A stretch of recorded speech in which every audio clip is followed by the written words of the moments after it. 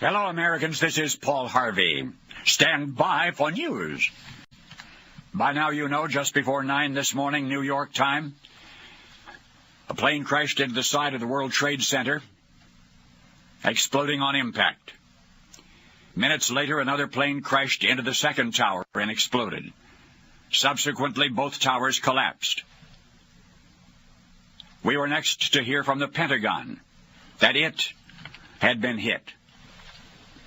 Suddenly, we were in an undeclared war with enemies that are already dead. Speculation is inevitable. It's very difficult to guard against an enemy whose religion teaches him that to die for his convictions is a shortcut to heaven. No presently known connection, but at the top of the list of avowed world terrorists, of course, is Osama bin Laden. Osama bin Laden warned 3 weeks ago that he would carry out an unprecedented attack on the United States because of our support of Israel. If somebody had a sadistic sense of humor, he might note that this date is 9/11. President Bush flew home from Florida immediately. Will be a long time sorting out and confirming details as to casualties aboard the plane and in the buildings. Any speculation is premature. Of course, the cost will be horrendous. American Airlines says it lost 2 airplanes this morning carrying 156 people. 50,000 people are regularly employed in those twin towers. Skyscrapers for all of our engineering cannot be made safe from crazy people in airplanes. And with any upper-level damage, the elevators are the first to go. People were immediately seen jumping from the towers before the towers collapsed. In Washington, D.C., the White House, the Capitol, and the State Department have been evacuated. The FBI, with responsibility for our nation's internal security, did have contingency plans for such as this. As evidence mounted that one or more planes had been an airliner commandeered by terrorists, all planes in the United States were grounded for the duration. Many of our airliners in flight are diverting to Canada, landing there. For several years now, America has had a terrible, terrible nightmare relating to our vulnerability to fanatics. This morning we awakened and the nightmare had come true.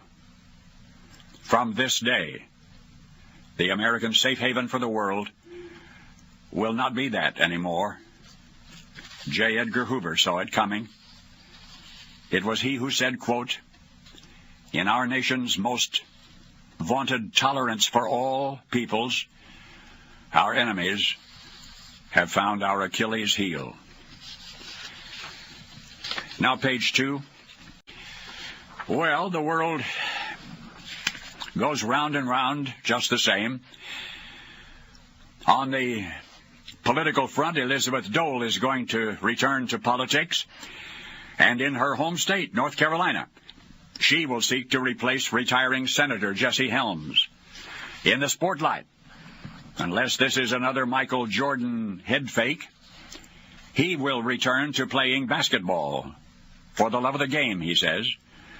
He says he'll make an announcement within 10 days. Medical, anybody suffering MS, multiple sclerosis, knows the symptoms: muscle weakness, impaired balance, fatigue, and that the symptoms seem worse in warmer weather.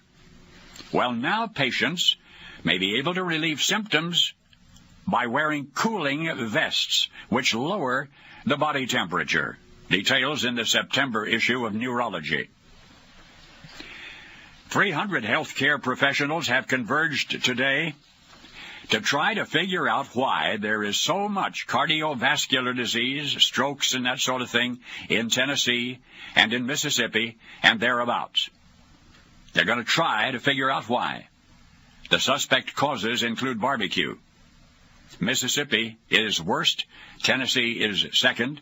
The meeting today is in Nashville.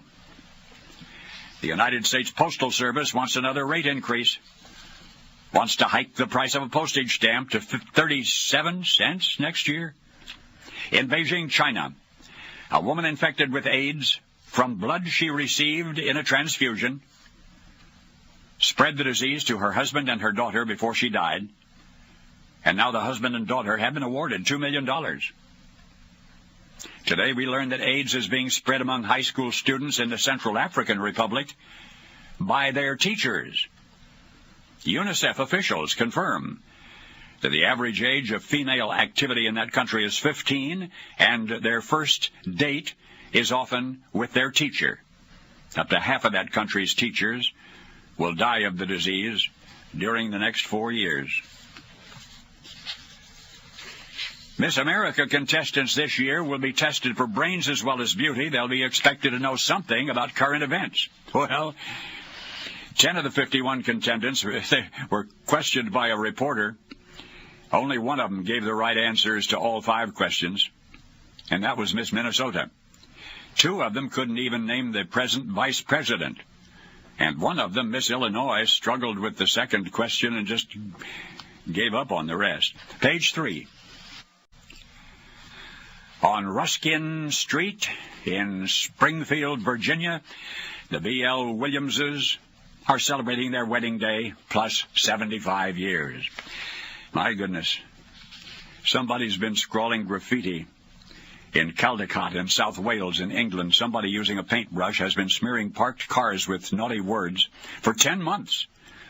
And the vandal turns out to be Elaine Meredith, a woman, a 62-year-old widow woman.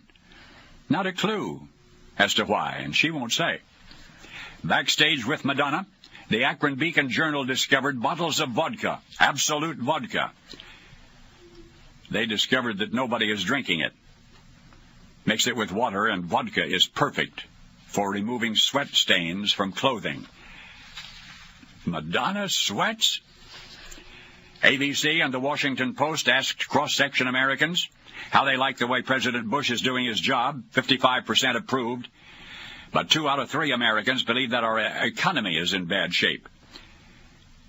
I wonder if they haven't been unduly influenced by media emphasis on unemployment. By the once-a-month headline that comes out, unemployment X%.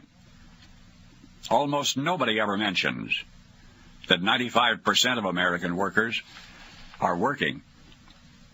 In Staffordshire, England, the local cricket club is training dogs to retrieve lost balls.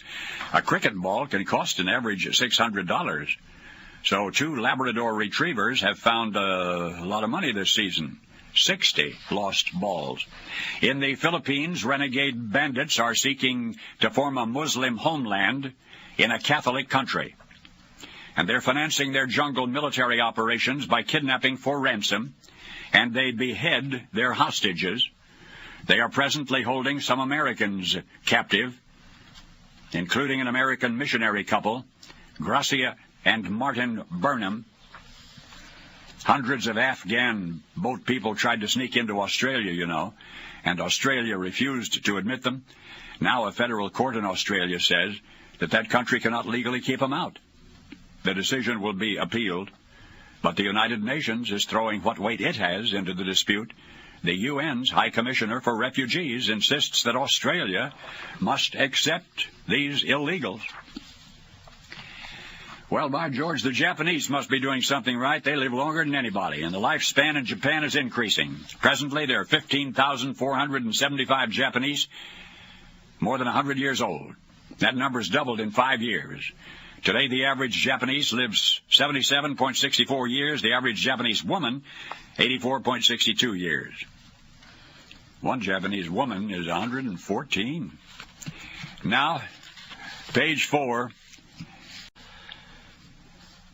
At Bowling Green, Kentucky, campus of State University there, women students in their underwear have been photographed by a peeping Tom with a camcorder outside a bedroom window. The peeper drops some film from his camcorder, and that film includes pictures of himself.